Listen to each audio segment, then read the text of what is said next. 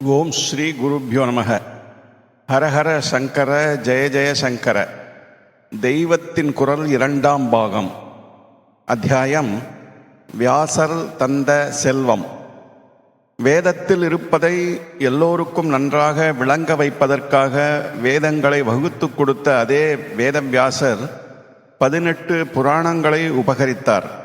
18 புராணங்களை அஷ்டாதச புராணம் என்பார்கள். வியாசரைத்தான் நான் முதல் ஜேர்னலிஸ்ட், இன்றைய ஜேர்னலிஸ்டுகளுக்கெல்லாம் ஐடியலாக, அதாவது முன் உதாரணமாக இருப்பவர் என்று நினைக்கிற வழக்கம். கதை, சரித்திரம், பூகோளம், தத்துவம், தர்மம், கலைகள் எல்லாவற்றையும் புத்திமான்களுக்கு மட்டுமில்லாமல் பாமர ஜனங்களுக்கும் சுவாரஸ்யமாக தருவதற்கே அவர் புராணங்களை எழுதி பெரிய செல்வமாக கொடுத்திருக்கிறார். இதைத்தானே ஜர்னலிஸ்டுகளும் செய்கிறார்கள். ஆனால் இவர்கள் பெரும்பாலும் சுவாரஸ்யம், ஜனரஞ்சகம் என்பதோடு நிறுத்தி கொண்டு விடுகிறார்கள்.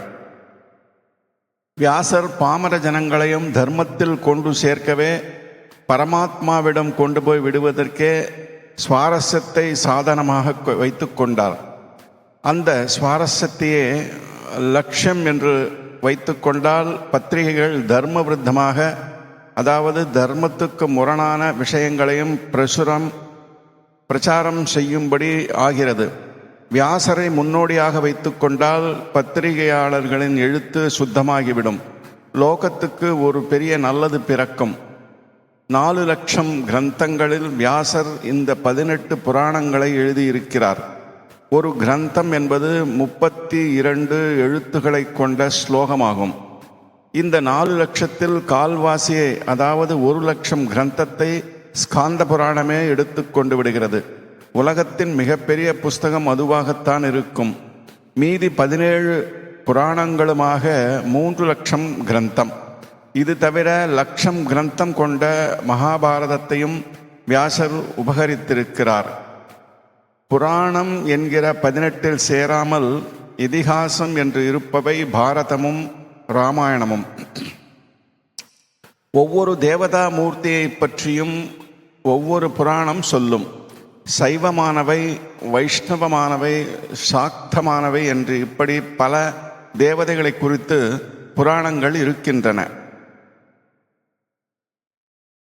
பிரம்ம புராணம் பிராமம், பத்ம புராணம் பாத்மம், விஷ்ணு புராணம் வைஷ்ணவம், சிவபுராணம் சைவம், பாகவதம் நாரத புராணம் நாரதீயம், மார்க்கண்டேய புராணம் அக்னி புராணம் ஆக்னேயம், பவிஷ்ய புராணம் பிரம்ம வைவர்த்த புராணம், லிங்க புராணம் வராக புராணம் வாராகம், ஸ்காந்த மகாபுராணம் வாமன புராணம், கூர்ம புராணம் கௌர்மம், மத்ஸ்ய புராணம் மாத்ஸ்யம், கருட புராணம் காருடம், பிரம்மாண்ட புராணம் என்பவை 18 புராணங்கள்.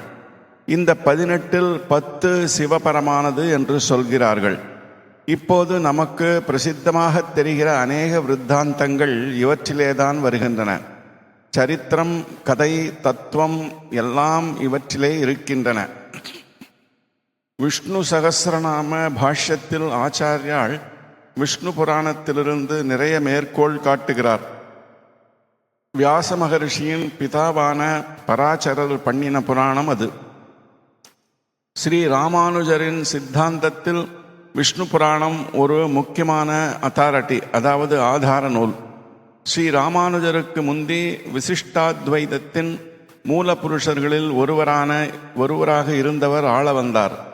அவரிடம் ராமானுஜர் போய் சேருவதற்குள்ளேயே அவருடைய உயிர் பிரிந்து விட்டது. ராமானுஜரிடம் முக்கியமாக 3 காரியங்களை ஒப்புவிக்க வேண்டுமென்று ஆள வந்தார் நினைத்தார். அதனால் பிராணன் வெளியே போன பிறகும் அவருடைய சரீரத்தில் 3 விரல்கள் மடங்கி இருந்தனவாம்.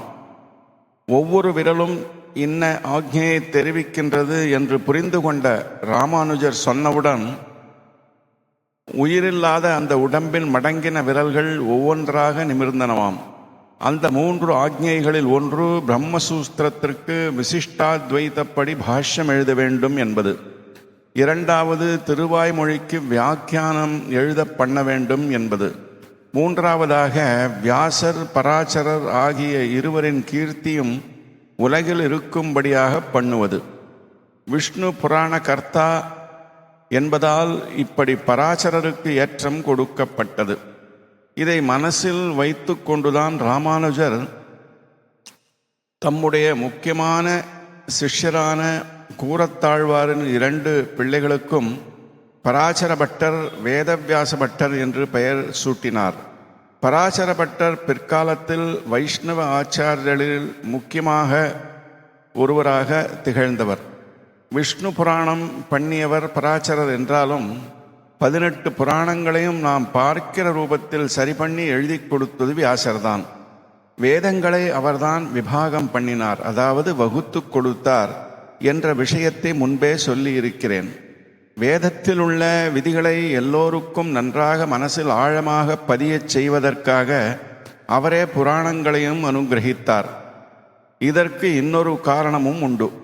வேதத்தை அத்தியனம் பண்ணும் அதிகாரம் சிலருக்குத்தான் இருக்கிறது, மற்றவர்களுக்கு இல்லை.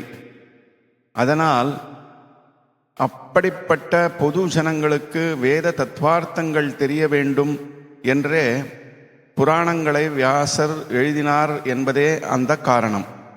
விஷ்ணு புராணத்தை வியாசர் தகப்பனார் மூல ரூபத்தில் சொன்னார் என்றால், பாகவதத்தை வியாசரின் புத்திரரான சுகாச்சாரியார் பரீட்சித்துக்கு உபதேசித்தார்.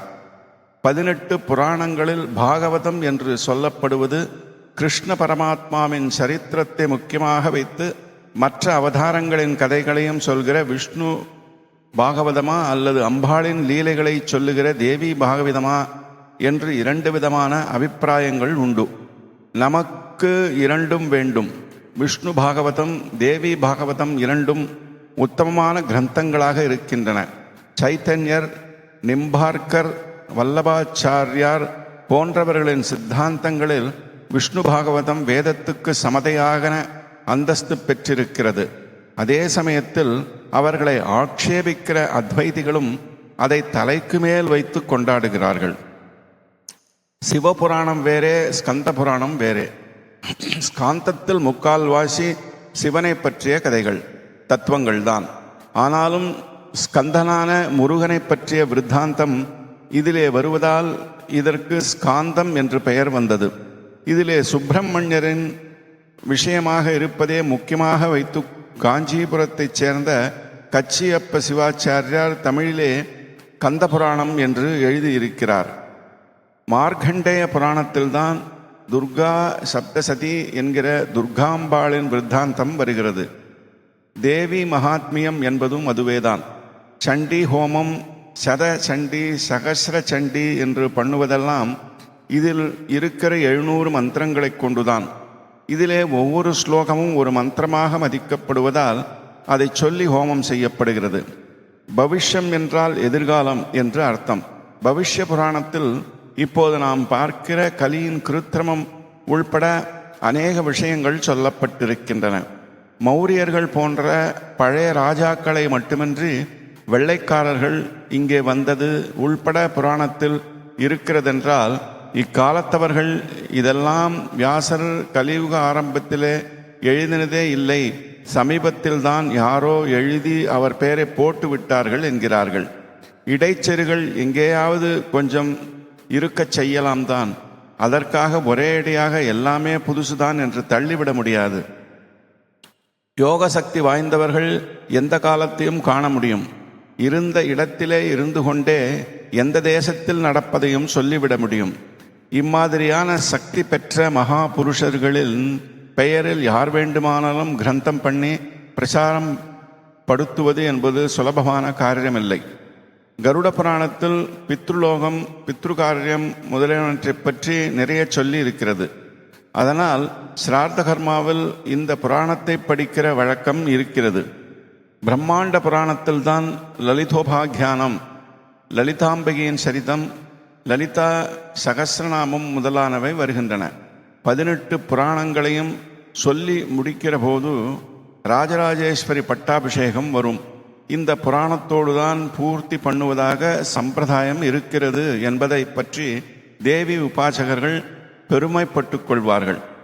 இப்போது ஒவ்வொரு சுவாமிக்கும் நாம் சொல்லும் அஷ்டோத்திரம், சகஸ்ரநாமம், கவசம் முதலானவைகள் பெரும்பாலும் புராணத்தில் வருகிறவைதான்.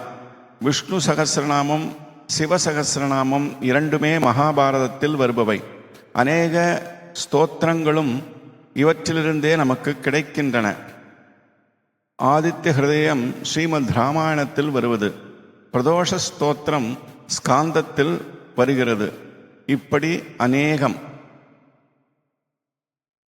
இத்துடன் வியாசர் தந்த செல்வம் என்ற இந்த அத்தியாயம் நிறைவு பெறுகிறது.